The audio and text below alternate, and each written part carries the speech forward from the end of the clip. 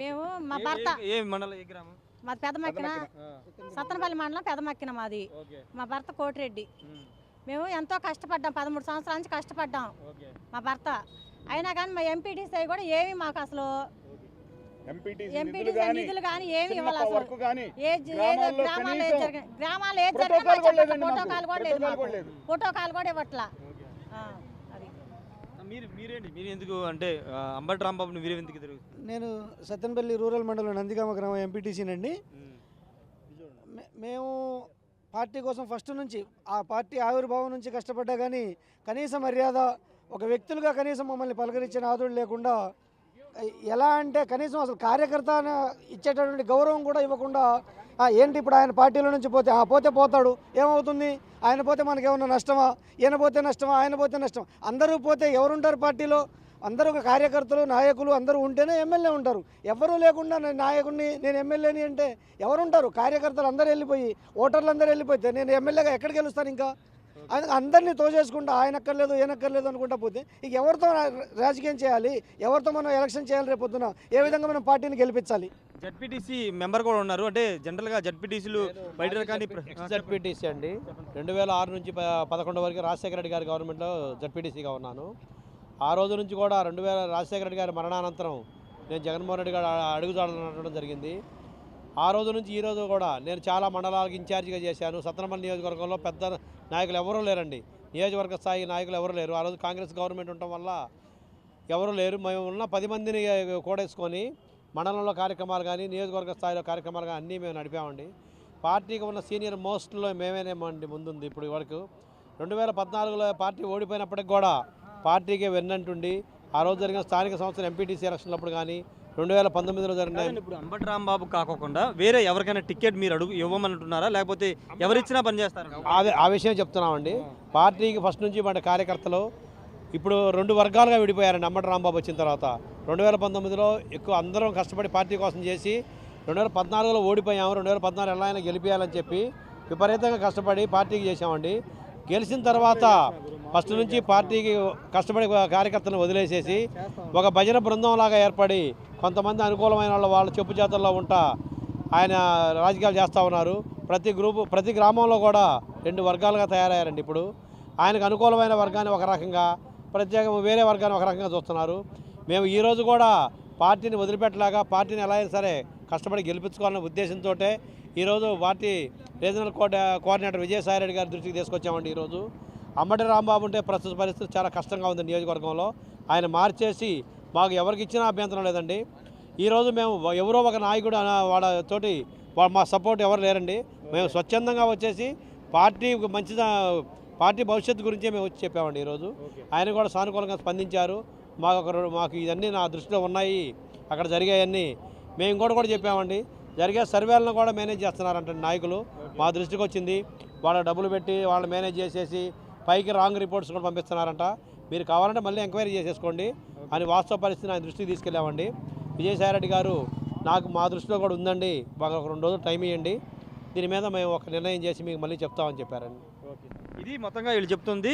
Party కోసం కష్టపడ్డ కార్యకర్తల్ని పట్టించుకోవట్లేదని చెప్తున్నారు. అక్కడ సొంత వర్గాన్ని ఏర్పాటు చేసుకుని ఇష్టారాజ్యంగా అంబటి రాంబాబు వ్యవహరిస్తున్నారని కూడా సత్తెనపల్లి నియోజకవర్గానికి సంబంధించినటువంటి వైసీపీ నేతలు చెప్తూ ఉన్నారు. వీళ్ళంతా కూడా ఎంపీటీసీలు, జడ్పీటీసీలు, సర్పంచ్ వీళ్ళంతా కూడా వచ్చి ఈరోజు విజయసాయిరెడ్డిని కూడా కలవడం జరిగింది.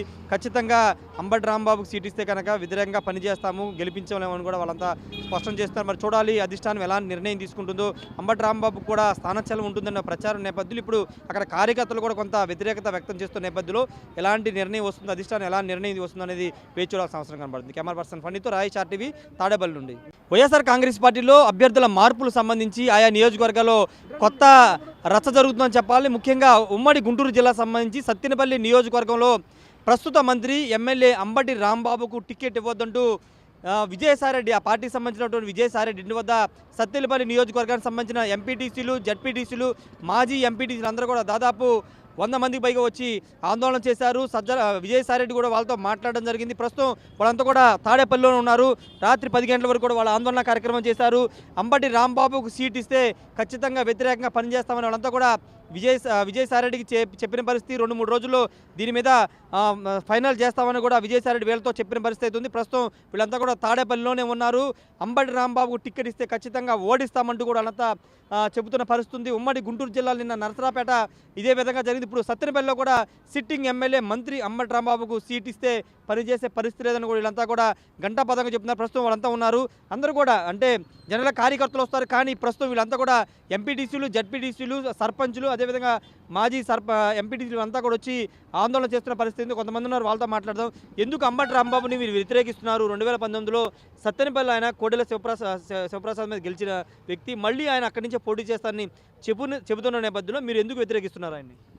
గతంలో రేపల్లలో చేశారండి ఒకసారి, తర్వాత 2 సార్లు అటెంప్ట్ చేసినా గెలవాల. వాస్తవంగా అతని నైజం అనేది అక్కడ లోకల్ ఉన్న వాళ్ళకి తెలిసింది.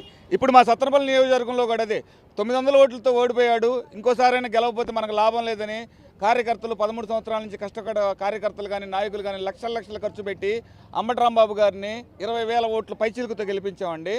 గెలిపించినాక 13 సంవత్సరాల నుంచి ఎవరైతే కష్టపడ్డారో గ్రామ పార్టీ ప్రెసిడెంట్లు కానీ, బూత్ కన్వీనర్లు కానీ, మండల పార్టీ ప్రెసిడెంట్లు కానీ, గ్రామ పార్టీ నాయకులను కానీ, జడ్పీటీసీలను కానీ, ఎంపీటీసీలను కానీ ఎవరిని ఏమి లెక్క చేయలేదండి. లెక్క చేయకుండా ఇప్పుడు గ్రామాల్లో అతను సొంత ఆర్మీని పెట్టుకొని గతంలో ఉన్న 13 సంవత్సరాల నుంచి కష్టపడ్డ వాళ్ళ మొత్తాన్ని వదిలేసేసుకొని ఇప్పుడు కాంట్రాక్టర్ని, బ్రోకర్లని పెట్టుకొని గ్రామాల్లో కష్టపడ్డ వాళ్ళ మొత్తాన్ని వెనకనెట్టేసి గ్రామాల్లో 2-3 గ్రూపులుగా తయారు చేసి అతని ఇష్టానురాజ్యంగా చేస్తున్నాడండి. గతంలోనే మేము సంవత్సరం క్రితమే మీరు గడప గడపకు వస్తే మాత్రం బాగుండదు, మేము ఒప్పుకోమనే నిదానంతో పెదమక్కిన ఎంపీటీసీగా అయినా మేమంతా చెప్పాల్సి వచ్చింది. గతంలో మేము వాస్తవంగా రాజశేఖర రెడ్డి గారు అంటే ఎంత అభిమానమో మీకు ఒక్కసారి వన్ వాళ్ళలో చూపిస్తామండి. ఇది రాజశేఖర రెడ్డి గారితో ఉన్నది. జగన్మోహన్ రెడ్డి గారు ఢిల్లీ వెళ్ళిందండి. తర్వాత మేము 2014 నుంచి గడప గడపకి ఇలా తిరిగి ఇంటింటికి తిరిగి జగన్మోహన్ రెడ్డి గారిని గెలిపేయాలని అడిగాము. ఇలాంటి ప్రచార రథాలు స్టేట్లో ఎవరు కొనలేదండి. సత్తెనపల్లిలో నేను ఒక్కడనే ప్రచార రథం కొనుక్కొని ఆయన్ని, ఆయన భార్యని, ఆయన పిల్లల్ని అందరిని ఎక్కించుకొని మేము గడప గడపకి తిరిగామండి. ఇదిగో చూడండి, మా ఇంటికి రాజశేఖర రెడ్డి గారి బొమ్మలు చెక్కించుకుంటారండి. చూడండి, ఇక్కడ మీకు క్లియర్గా కనబడుతున్నాయి. 2009లో మేము ఇల్లు కట్టుకున్నప్పుడు మా ఇంటి పేరు రాజన్న విజయమ్మల నిలయం అని ఉంటుందండి. మా రాజశేఖర రెడ్డి గారి మెయిన్ డోర్లో నుండి చెక్కించుకున్నామండి. ఇదిగో ఉంగరం చూడండి, మాకు ఎంత అభిమానం కాకపోతే ఉంగరం. ఇలాంటి ఉంగరం రాజశ్యామల యాగం చేయించి వైజాగ్ శారదాపీఠం వెళ్ళి రాజశ్యామల యాగం చేయించి జగన్మోహన్ రెడ్డి గారికి కూడా తొడిగామండి. ఇలాంటి కష్టపడ్డ కార్యకర్తలు ఇవాళ మేము ఏడుస్తున్నామంటే కళ్ళంపటి నీళ్ళు వచ్చేటట్టు చేస్తున్నామంటే దాని ముఖ్య కారకుడు 100% అంబటి రాంబాబేనండి. ఈ గ్రామాల్లో గ్రూపులను పెట్టుకొని కష్టపడ్డ వ్యక్తుల మొత్తాన్ని పక్కన పెట్టి అతను బ్రోకరేజం చేసుకుంటా, అతను కాంట్రాక్టులు చేసుకుంటా, మీ కష్టపడ్డలు మీరు నా కోసం పెట్టారా డబ్బులు, మీరు జగన్ కోసం పెట్టారు అని ఎవరు పెట్టమన్నారని అడిగాడండి. ఇప్పుడు గెలిచిన తర్వాత అదే ముందు అడగొచ్చు కదా, ఏమయ్యా ప్రచార రథం ఎందుకు కొన్నావు నువ్వు 5 లక్షలు పెట్టి, ఇగో ఈ డబ్బులు తీసుకో, ఇగో నువ్వు డీజిల్ కొట్టించుకోమని అనలేదే నువ్వు. అన్నీ మేము పెట్టుకొని ఏ రోజైనా ప్రచార రథంలో తొండిపేనే గ్రామంలో రాంబాబు గారిని, ఎంపీ గారిని రాళ్లతో కొట్టే టైంలో నేను కాపాడానండి వాళ్ళకి ఎదురొచ్చి. ఇదే ప్రచార రథం, ఇదే ప్రచార రథంలో వచ్చి కాపాడు. ఇవాళ మేము పనికిరాలి ఆయనకి, ఇవాళ బ్రోకర్లు కావాల్సి వచ్చింది, ఆయనకి కాంట్రాక్టర్లు కావాల్సి వచ్చింది. బ్రోకర్లు అయ్యి ఎవరైతే కష్టపడ్డారో వాళ్ళ మొత్తం అనగతొక్కి పార్టీని సర్వనాశనం చేస్తారనే ఉద్దేశంతో ఉండారు. ఈరోజు మేము మన పార్టీకి ముఖ్య నాయకుడైన విజయసాయిరెడ్డి గారిని కలిసి అంబటి రాంబాబు అనే వ్యక్తికి ఇస్తే 100% గ్రామాల్లో వ్యతిరేకత ఉంది. జనం ఓట్లేసే పరిస్థితులు లేరు.